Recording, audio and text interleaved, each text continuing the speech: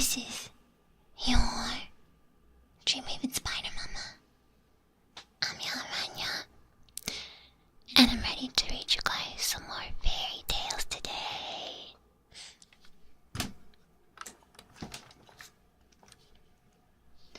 Well, my face does not track or move at all, basically. Even though I took precautions in order to hopefully prevent that, but it's still happening. But that's okay, because... Oh. Alright, hold on.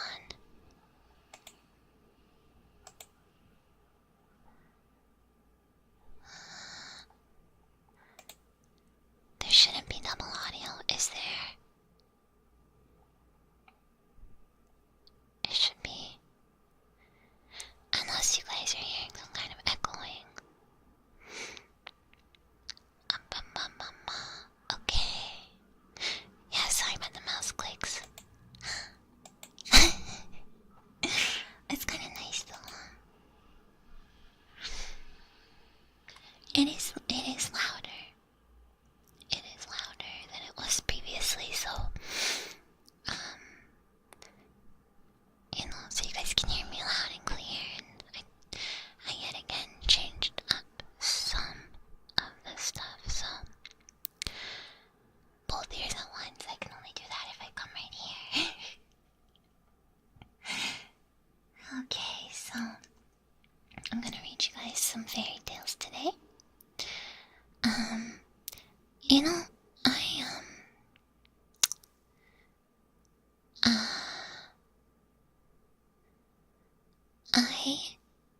was thinking that last time I did these, it was like really nice and really special, and I was worried to like do this kind of stream again, right? Read these kind of fairy tales, cause I was like, maybe this time it's not gonna be as nice or as special, you know? It's like a lightning in a bottle situation, but I don't want it to deprive you guys have lovely stories, because I'm worried that,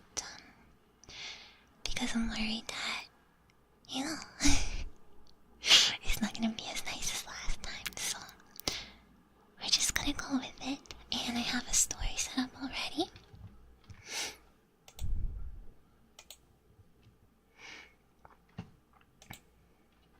This is the Tongue-Cut Sparrow.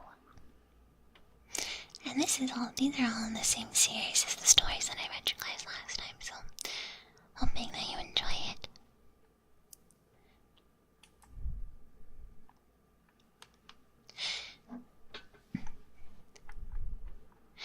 It is said that once upon a time, a cross old woman laid some starch in a basin, intending to put it in the clothes in her washtub.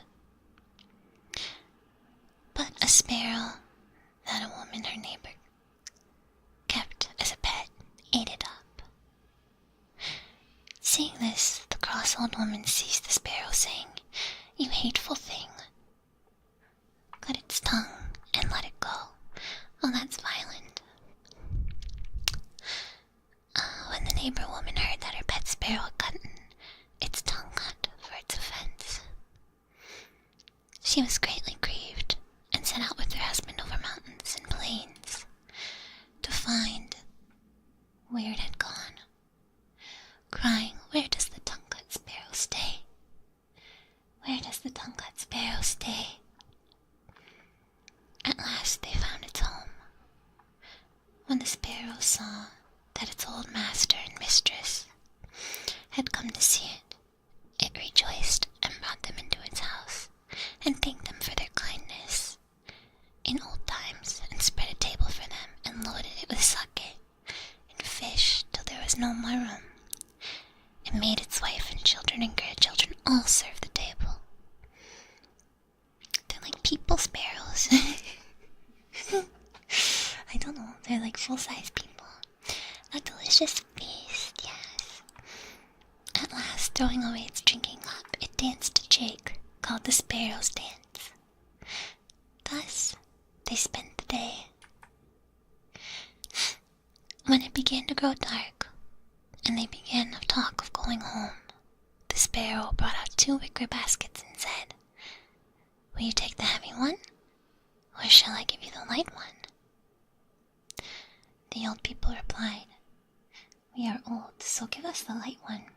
It will be easier to carry it. The sparrow then gave them the light basket, and they returned with it to their home. Let us open it and see what is in it, they said. And when they had opened it and looked, they found gold and silver and jewels and rolls of silk. They never expected anything like this. The more they took out, the more they found inside.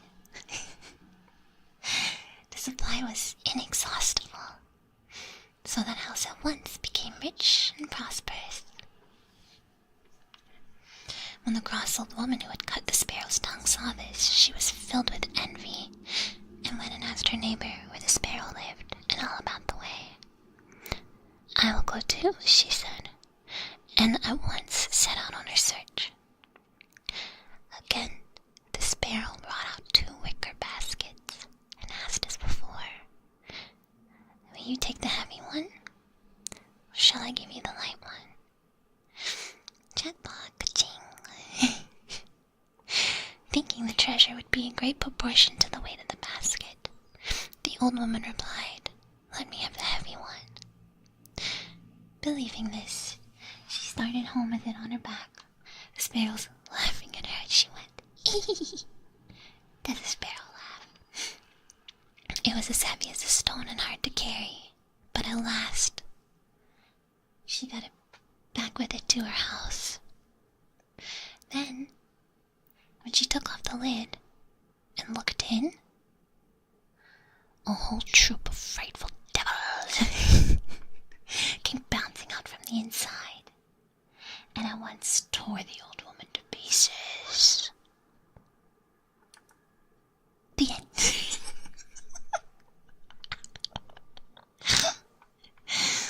That's a spooky freaking story, okay? What an ending. So the moral of the story is, don't cut out a sparrow's tongue, okay?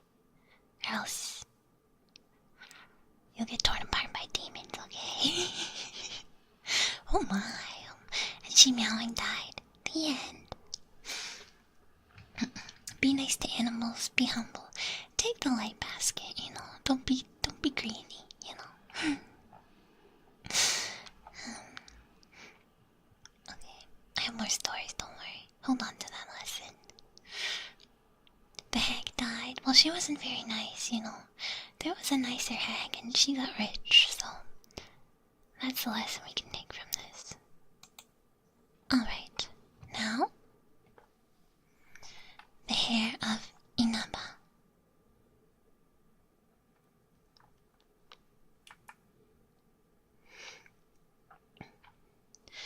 There were once 81 brothers who were princes in the land. They were all jealous of one another.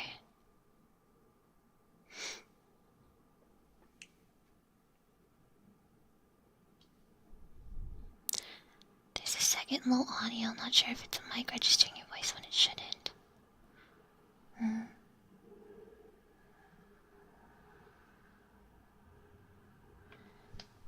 There's no other mic, so maybe I think my monitoring might be too high and you guys are hearing that.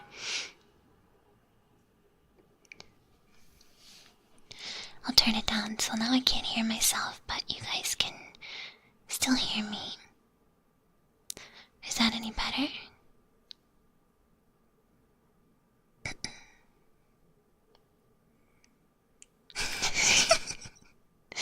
wasn't a pile of pins, it was a can, okay?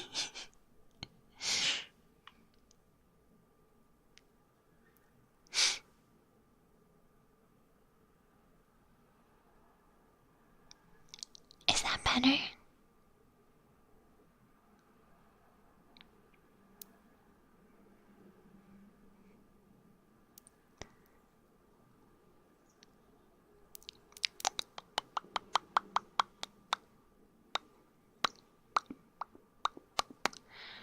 Really close on one ear to test. Really close on the other ear to test.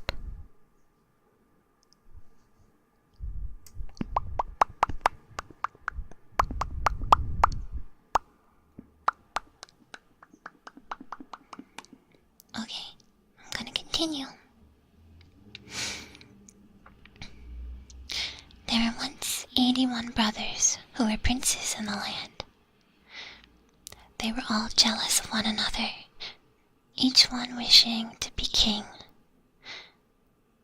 to rule over the others and over the whole kingdom. 81, they're rabbits after all. A little still picks up on the other ear. You're always going to hear it in the other ear because the other ear doesn't get muted when I'm speaking in one ear, you know. You should always hear it a little bit in both.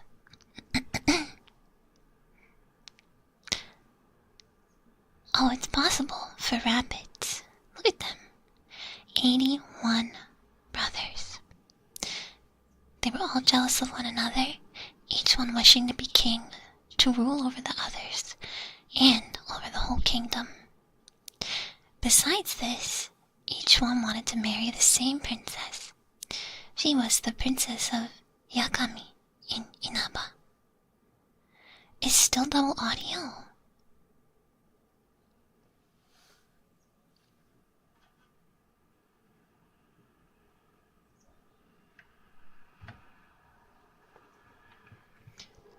No, you're not hearing my headphones. My monitoring is off, so there's actually no sound coming from my headphones.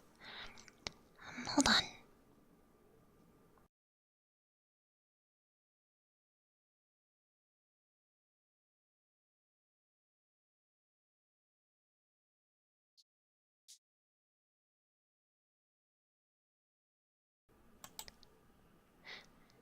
Hello? Is this any better?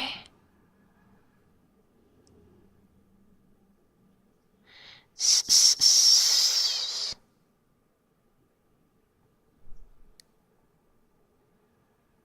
the same.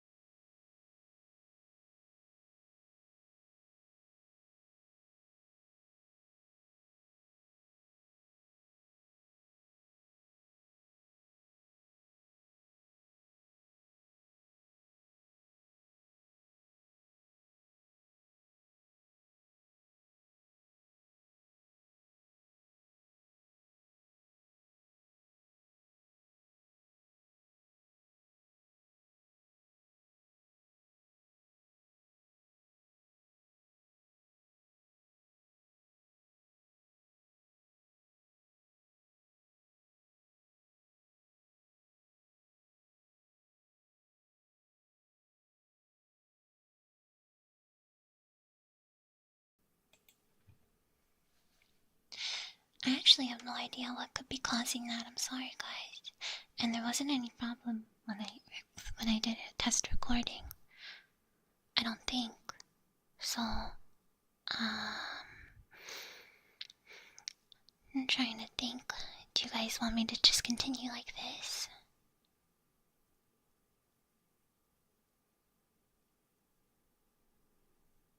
No, I didn't change anything, you guys. Okay.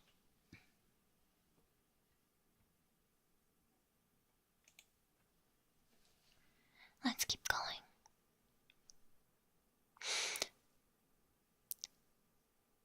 Besides this, each one wanted to marry the same princess. She was the princess of Yakami in Inaba. At last they made up their minds that they would go together to Inaba, and each one would try and persuade the princess to marry him.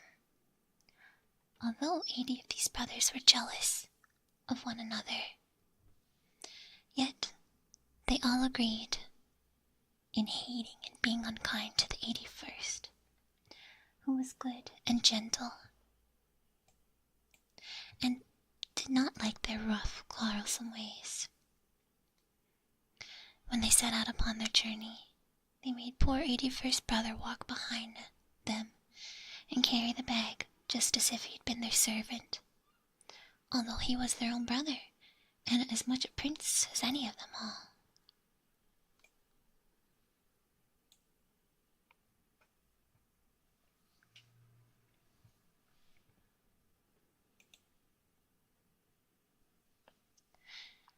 By and by, the 80 princes came to Cape Kita, and there they found a poor hare with all his fur picked out, lying down very sick and miserable.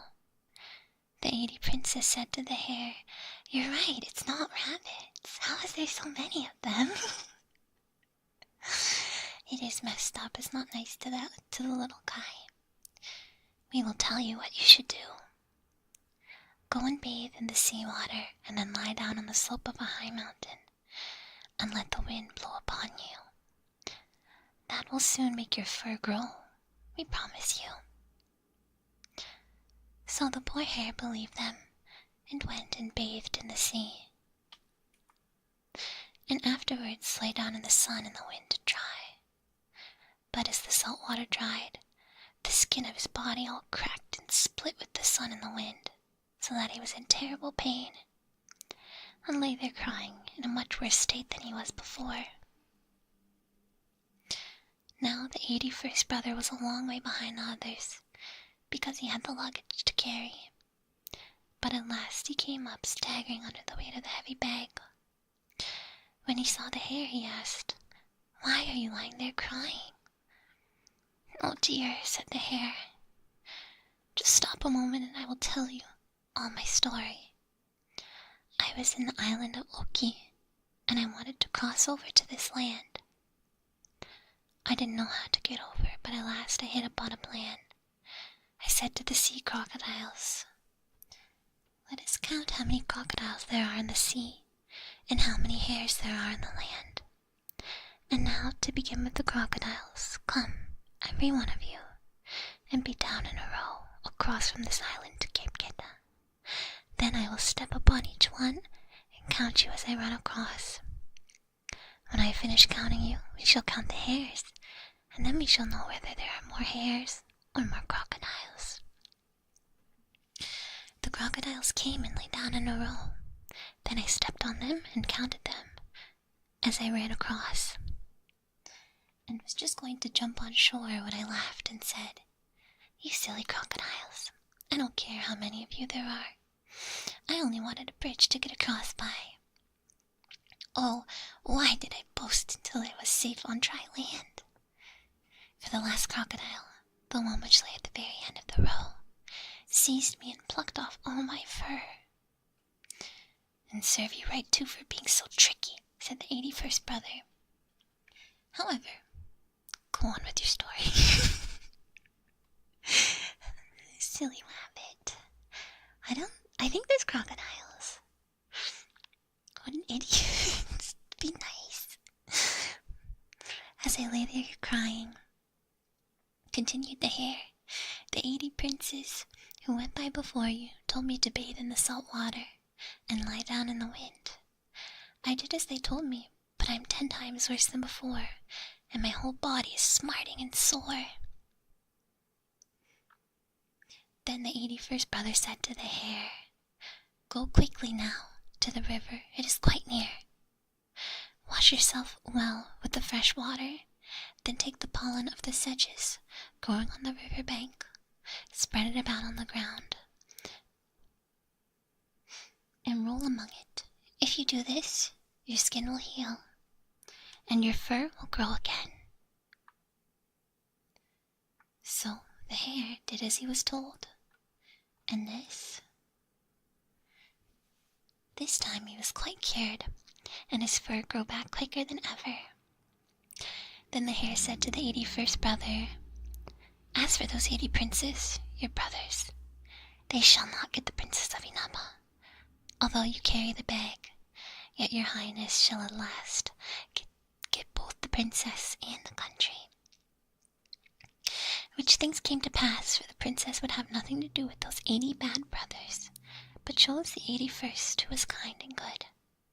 Then he was made the king of the country, and lived happily all his life. Is another be kind to animals moral. Oh, look at the way the book is bound, with these little stitches here. That's so pretty, I love that. Whoa, this thing looks like some kind of an animal. Let me take a sip of coffee.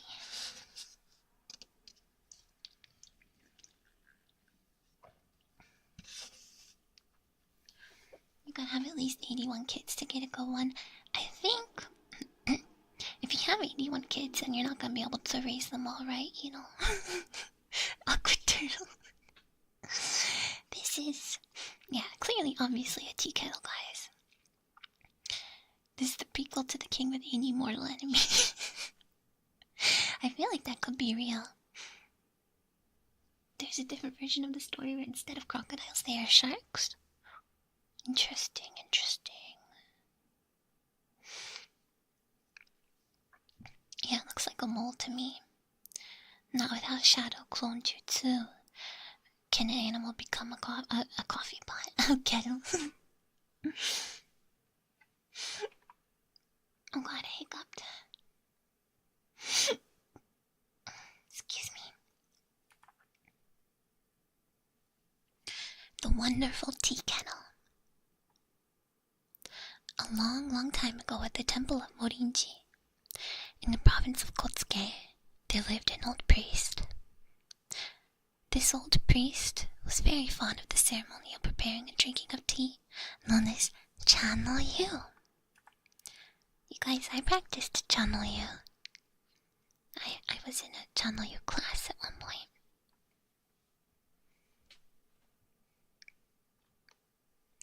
Yeah, transform into a tasty glass of tea for me to drink. Indeed, it was his chief interest and pleasure in life to conduct this ceremony. One day, he chanced to find in a second-hand shop a very nice-looking old tea kettle, which he brought and took home with him, highly pleased by its fine shape and artistic appearance. The next day, he brought out his new purchase and sat for a long time, turning it round on this side and that and admiring it. "You're a regular beauty, that's what you are," he said. "I shall invite all my friends to the Cha-no-yu, and how astonished they will be at finding such an exquisite kettle as this. Only I can whisk your guys' brains." He placed his treasure on the top of a box where he could see it to the best advantage, and sat admiring it and planning how he should invite his guests. After a while, he became drowsy and began to nod, and at last fell forward, his head on his desk, fast asleep. Then a wonderful transformation took place. The tea kettle began to sprout a hairy head. At the other side, out came a fine, bushy tail. Next, 4 feet made themselves visible, while fine fur seemed to eventually cover the surface of the kettle. At last, jumping off the box, it began capering about the room for all the world, just like a badger.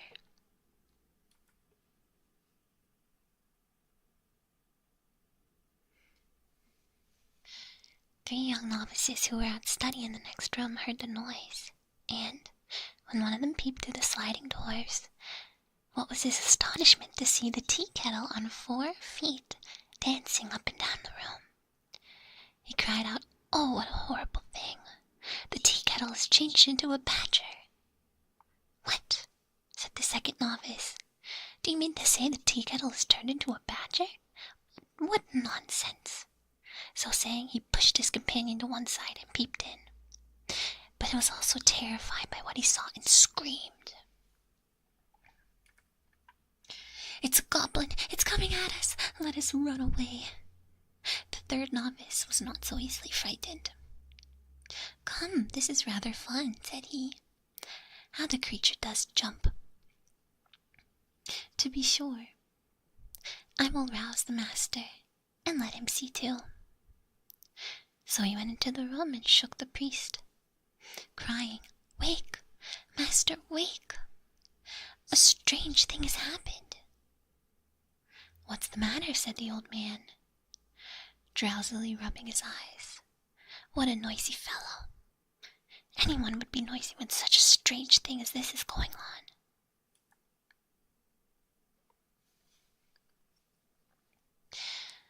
Only look, master, your tea kettle has feet and is running about. What? What's it you say? Asked the priest again. This kettle got feet.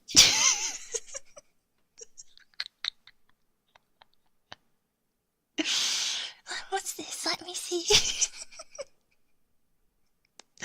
But by the time the old man was thoroughly roused, the tea kettle had turned into its ordinary shape and stood quietly on its box again. What foolish young fellows you are, said the priest. There stands a kettle on top of a box. Surely there is nothing very strange in that. No. I have heard of the rolling pin that could bear wings. The break-dancing kettle. And flew away. But, long as I have lived, never have I heard before of a tea kettle walking on its own feet. You will never make me believe that. But for all that, the priest was a little uneasy in his mind, and kept thinking of the incident all that day. When evening came and he was alone in his room, he took down the kettle, filled it with water, and set it upon the embers to boil. Intending to make some tea, but as soon as the water began to boil, Hot, cried the kettle, and jumped off a fire. Help, cried out the priest, terrified out of his wits. But when the novices rushed to his help, the kettle at once resumed its natural form. So one of them, seizing a stick, cried, Well, we'll soon find out whether it's alive or not, and began beating it with might and main. There was evidently no life in the thing, and only a metallic clang, responded to his lusty blows. Oh my god. The old prince heartily repented having bought the mischievous tea kettle, and was debating in his own mind how he should get rid of it, when who should drop by but the tinker. The tinker, well-established character in this universe. Here's the very man, thought the priest. A bargain was soon struck. The tinker bought the tea kettle for a few coppers and carried it home, well pleased with his purchase. Before going to bed, he took another look at it and found it still better than he had at first thought. So he went to sleep that night in the best of spirits. In the midst of a pleasant dream, the tinker suddenly started up, thinking he had heard somebody moving in the room. But when he opened his eyes and looked about, he could see nobody. It was only a dream, I suppose, said he to himself, as he turned over and went to sleep again. But he was disturbed once more by someone calling, Tinker, Tinker, get up, get up. This time he sprang up, wide awake, and lo and behold, there was the tea kettle with the head, tail, and feet and fur of a badger, strutting up and down the room. Goblin! Goblin! shrieked the tinker. But the tea kettle laughed and said, Don't be frightened, my dear tinker. I'm not a goblin, only a wonderful tea kettle. My name is Bumbuku Chagama. And I will bring good luck to anyone who treats me well. But of course, I don't like to be set on the fire and then beaten with sticks, as happened to me up at the temple yesterday. Bumbuku Chagama. How can I please you then? Asked the tinker. Shall I keep you in a box? Oh, no, answered the tea kettle. I like nice sweet things to eat, and sometimes a little wine to drink, just like yourself. Will you keep me in your house and feed me? And, as I would not be a burden upon you, I will work for you in any way you like. To this the tinker agreed. Next morning he provided a good feast for Bumbuku, who then spoke. I certainly am a wonderful and accomplished tea kettle, and my advice is that you take me around the country and show me with accompaniments of singing and music. That badger is me. You gotta feed me tasty sweet stuff, and then give me a little bit of wine. It is a great name for a tea kettle. I can't explain it, but you get the Crash Bandicoot mask.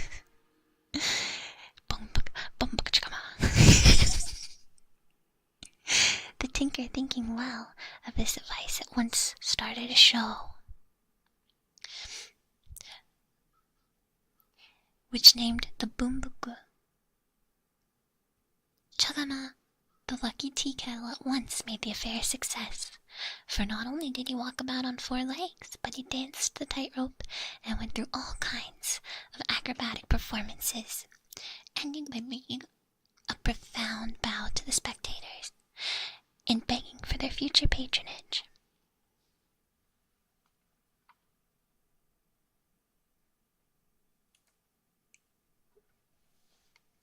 The fame of these performances soon spread abroad, and the theatre was filled daily to overflowing until, at length, even the princes of the land sent to order the tinker and his kettle to come to them. And the show would take place to the great delight of the princesses and ladies of the court.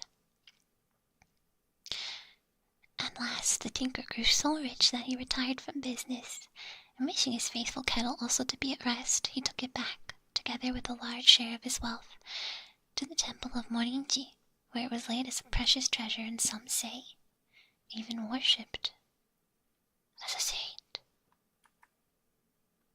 The end. What the heck is that thing?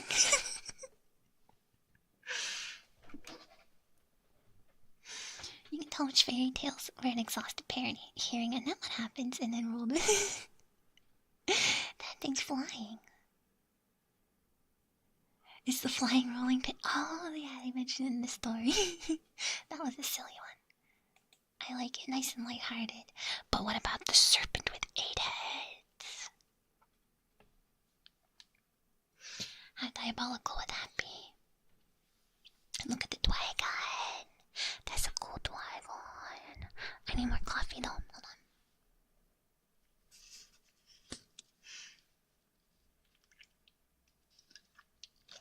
Okay.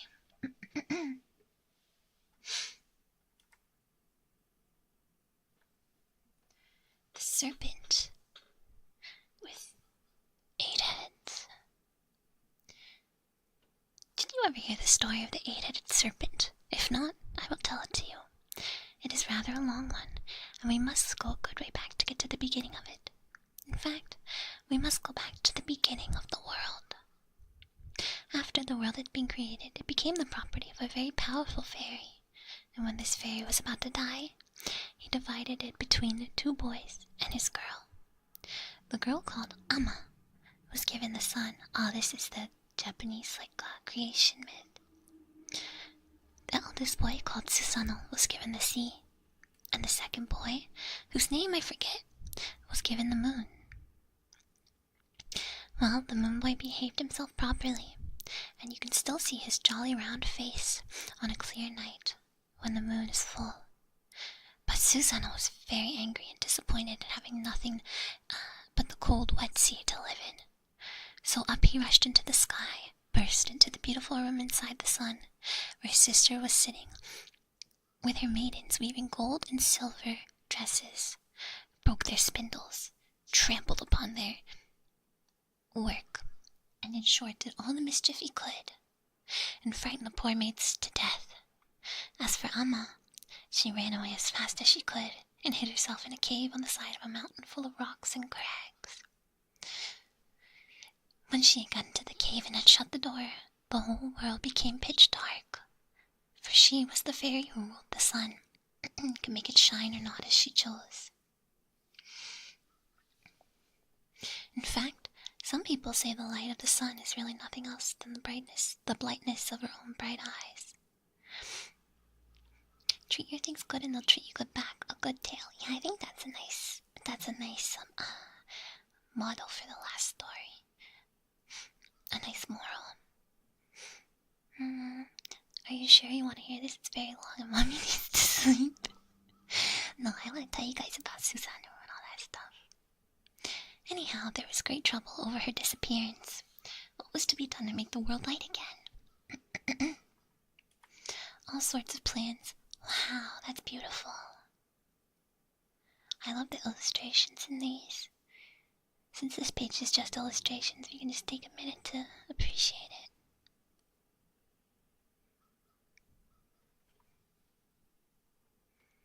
They're very authentic looking to ukiyo-e and stuff.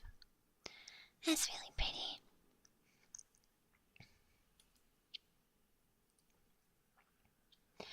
Many things were tried. At last, knowing that she was curious and always liked to see everything that was going on, the other fairies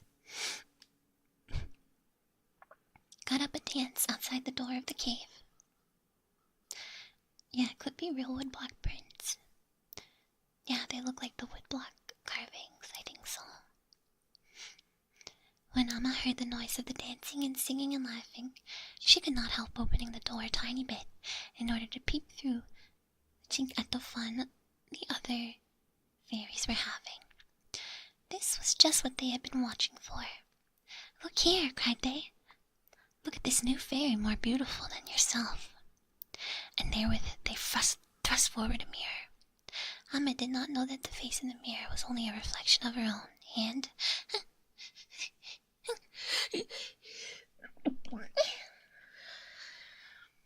excuse me. And more curious to know who the new fairy could be, she ventured outside the door, where she was caught hold of by the other fairies, who piled up the entrance of the cave with big rocks so that no one could ever go into it again, seeing that she had been tricked into coming out of the cave, and that there was no use in sulking any longer. Amma agreed to go back to the sun and shine upon the world as before, provided her brother was punished and sent away in disgrace, for he was not safe to live with. This was done. Susa was beaten to within an inch of his life, and expelled from the society of the other fairies with orders to never show himself again. So poor Susa, having been turned out of fairyland, was obliged to come down to earth. While walking one day on the bank of the river, he happened to see an old man and an old woman with their arms round their young daughter, crying bitterly. "What's the matter?" asked Susa. "Oh," said they, their voice choked with sobs. "We used to have 8 daughters, but in a marsh near our hut there lives a huge 8-headed serpent, who comes out once every year and eats up one of them. We now have only 1 daughter left, and today is the day the serpent will come and eat her, and then we shall have none. Please, good sir, can you not do something to help us?" "Of course," answered Susa. "It will be quite easy. Do not be sad any longer. I am a fairy. You like fairies, don't you? You believe in fairies, don't you? And I will save your daughter." So he told them to brew some beer and showed them how to make a fence with 8 gates in it, and a wooden stand inside each gate, and a large vat of beer on each stand. "Let me in, I'm a fairy."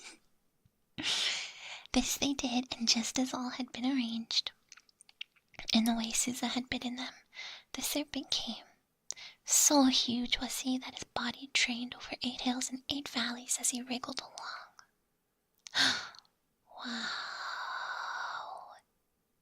Look at all the heads, eating out of the barrels.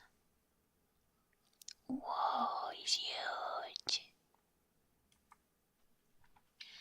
But as he had 8 heads, he also had 8 noses, which made him able to smell as 8 times as quickly as any other creature. So smelling the beer from afar off, he at once glides towards it and went inside the fence, dipped one of his heads.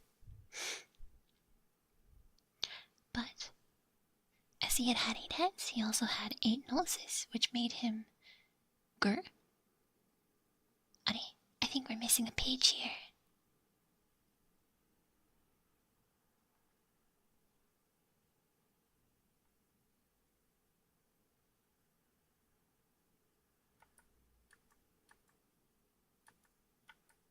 Okay.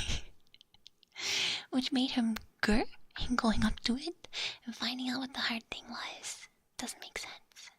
It turned out to be itself a sword all set with precious stones. The most beautiful sword you ever saw. Susa took the sword and married the beautiful young girl. It's missing a page.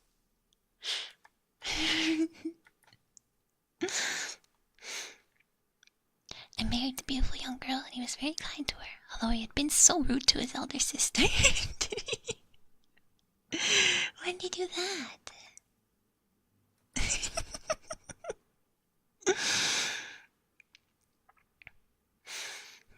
What happened?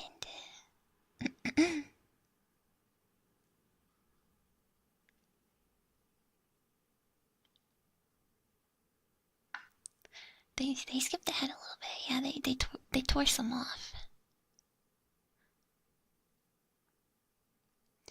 Lady Hidden Spikes, you're saying the page that I just read. I'm missing the page after that. Sometimes I go grr.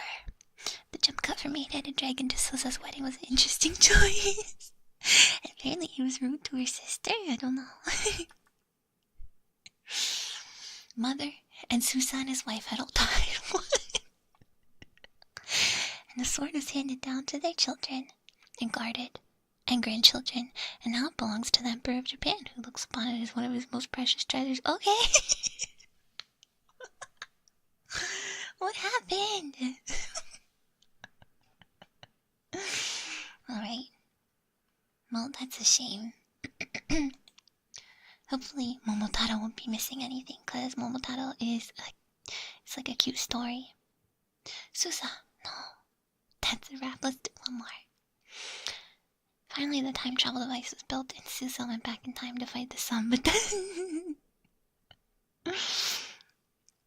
okay, Momotaro. Very famous story.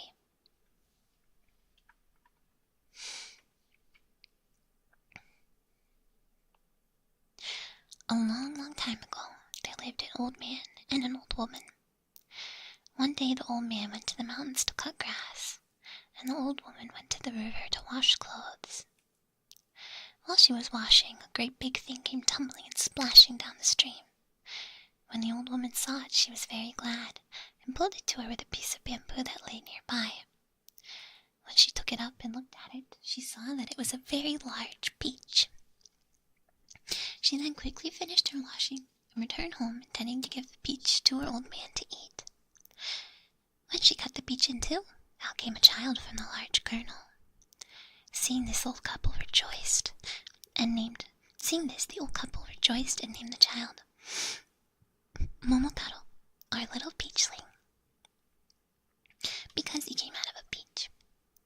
And both the old people took good care of him. He grew and became strong and enterprising. So the old couple had their expectations raised and bestowed still more care on his education. Momotaro, finding that he excelled everybody in strength, determined to cross over to the island of devils, take their riches, and come back. Jeez, Momotaro. Once consulted with the old woman and the old man about the matter, he got them to make him some dumplings. These he put in his pouch. Besides this, he made every kind of preparation for his journey to the island of the devils and set out. Then first a dog came to the side of the way and said, "Momotaro, what have you there hanging at your belt?" "That's a dog?" He replied, "I have some of the very best Japanese millet dumplings." "Give me one and I will go with you," said the dog. So Momotaro took a dumpling out of his pouch and gave it to the dog. Then a monkey came and got one of the same way. A pheasant also came flying and said, "Give me a dumpling too, and I will go along with you." So all three went along with him. In no time they arrived at the island of the devils.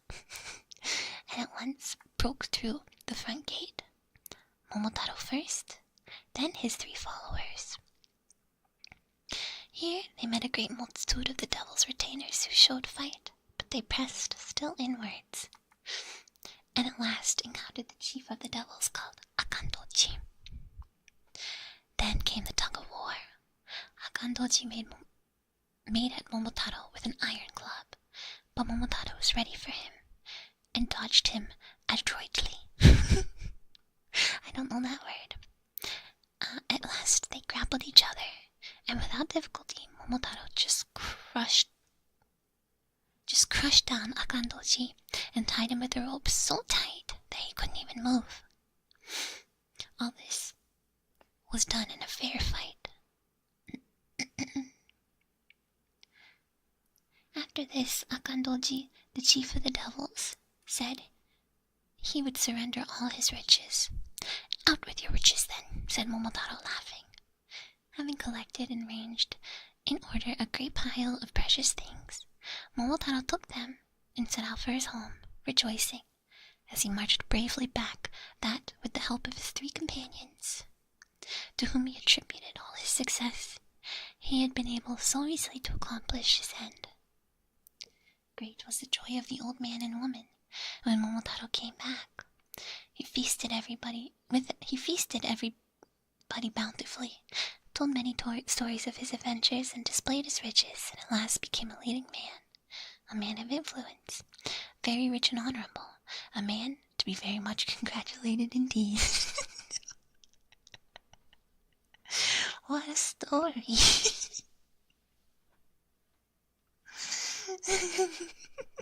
Indeed, Momotaro's a criminal, you guys.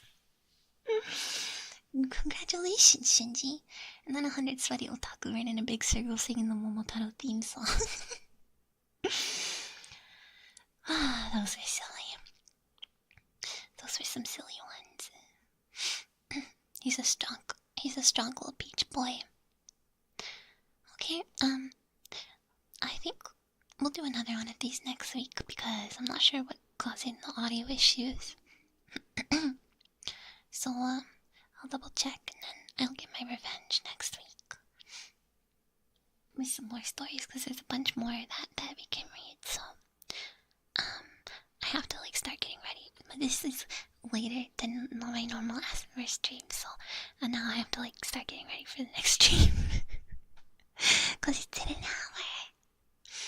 Okay, so I'll leave you guys there for now, and I'll probably do things at the normal time next week. But some cute revenge. I hope so. Sorry about the audio stuff, guys. But thank you for I'll read into my